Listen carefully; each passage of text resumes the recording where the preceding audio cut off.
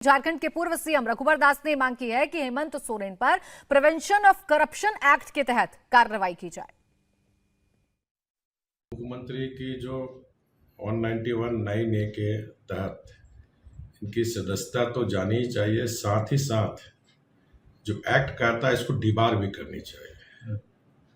दूसरा, हम लोग ने जो मेमोरेंडम दिया था उसमें 191(9) के तहत इसकी सदस्यता और डिबार, दूसरा पीसी एक्ट।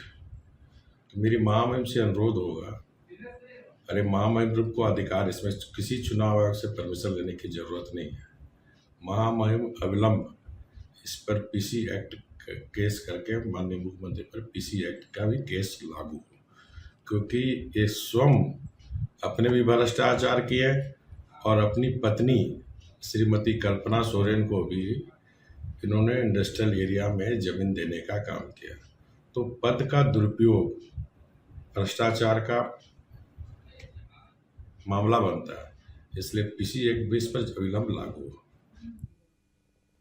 हेमंत सोरेन की सदस्यता रद्द होने के बाद भी झारखंड सरकार को कोई खतरा नहीं दिख रहा है। 81 सदस्यों वाली झारखंड विधानसभा में सत्ताधारी गठबंधन को 51 विधायकों का समर्थन हासिल है, जो बहुमत के आंकड़े 41 से 10 ज्यादा है। वहीं बीजेपी और उसको समर्थन कर रहे दलों के पास 30 विधायकों का ही समर्थन है। इसलिए कहा जा रहा है कि जो फिलहाल महागठबंधन की सरकार है वो मजबूत स्थिति में तो है, लेकिन हेमंत सोरेन को अपनी कुर्सी छोड़नी पड़ सकती है। आज उन्हें इस्तीफा देना पड़ सकता है, चूंकि उनकी विधानसभा सदस्यता आज रद्द हो सकती है। सीलबंद जो लिफाफा गया है उसमें कयास से लगाए जा रहे हैं कि चुनाव आयोग की तरफ से ओपिनियन इस बात की दी गई है कि विधानसभा सदस्यता हेमंत सोरेन की रद्द कर दी जाए। देवेंद्र, मैं आपसे समझना चाहूंगी, जो आनंद एक विकल्प बता रहे थे कि परिवार के भीतर भी सहमति बनाना बहुत मुश्किल है हेमंत सोरेन के लिए, ऐसे में अगर बाहर का कोई विकल्प तलाशा जाता है तो इसकी कितनी प्रबल संभावनाएं हैं कि बाहर से भी अपनी परिवार से इतर किसी को कुर्सी दे सकते हैं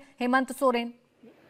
वाकई जैसा कि सुबह से हम लोग बात कर रहे थे कि परिवार के जितने भी विकल्प हैं सबके साथ बैगेज है। कोई भी एक ऐसा नाम नहीं है जो कि स्वाभाविक तौर पे ऑब्वियस चॉइस के तौर पे मुख्यमंत्री की कुर्सी संभाल ले, चाहे शिबू सोरेन हो, उनकी पत्नी हो, हेमंत सोरेन के भाई बसंत सोरेन हो, या उनके बड़े भाई की पत्नी हो, या फिर उनकी अपनी पत्नी हो। ये सारे विकल्प ऐसे हैं जो कि एक ऐसे बैगेज के साथ हैं जिनको मुख्यमंत्री की कुर्सी बहुत आसानी से नहीं दी जा सकती। बावजूद इसके जेएमएम का जो अपना कैरेक्टर है वो एक बहुत मुश्किल फैसला होगा कि परिवार से बाहर के किसी व्यक्ति को आप बनाएं, और उसमें जो सबसे बड़ा क्राइटेरिया रहेगा वो इसी बात का रहेगा कि अगर उनके ऊपर चुनाव लड़ने को लेकर प्रतिबंध नहीं लगता है तो जाहिर तौर पे वो ऐसा फिर नाम चुनेंगे जो कि 6 महीने के अंदर जब वो दोबारा जीत कर आए तो वो कुर्सी आराम से छोड़ दे।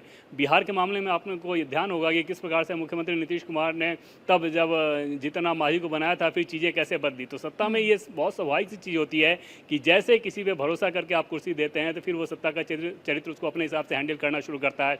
इस समस्या को हेमंत सोरेन बखूबी समझते हैं, इसलिए पिछले कई दिनों में बहुत सारी चर्चाएं उन्होंने की। हालांकि उसमें पार्टी में कम से कम 3 से 4 ऐसे लोग हैं जो कि बहुत ट्रस्टेड हैं उनके। और दूसरी चीज़ की ज़मीन पे अगर आप देखें तो जेएमएम मतलब शिबू सोरेन या सोरेन परिवार, उसके अलावा बाकी जितने नेताओं का आप नाम जानती हैं वो सिर्फ और सिर्फ इस लिहाज से कि अगर वो सोरेन के करीबी हैं तो उनको ताकत मिल जाती है, सोरेन के करीबी नहीं रहेंगे तो उनको ताकत नहीं मिलेगी। और पब्लिक परसेप्शन के लिहाज से जेएमएम का जो अपना वोट बैंक है, विकल्प बहुत सारे हैं, इनमें से कौन से विकल्प चुनते हैं और कौन सा विकल्प बिना बैगेज के होगा ये जरूर देखने वाली बात होगी। और इसी पे शाम 4:30 बजे जेएमएम की प्रेस कॉन्फ्रेंस भी होने वाली है। आप दोनों हमारे साथ बने रहिए। इंडिया टीवी हर वक्त हर जगह डाउनलोड करने के लिए सर्च करें India TV news Google play store या ऐप स्टोर पर।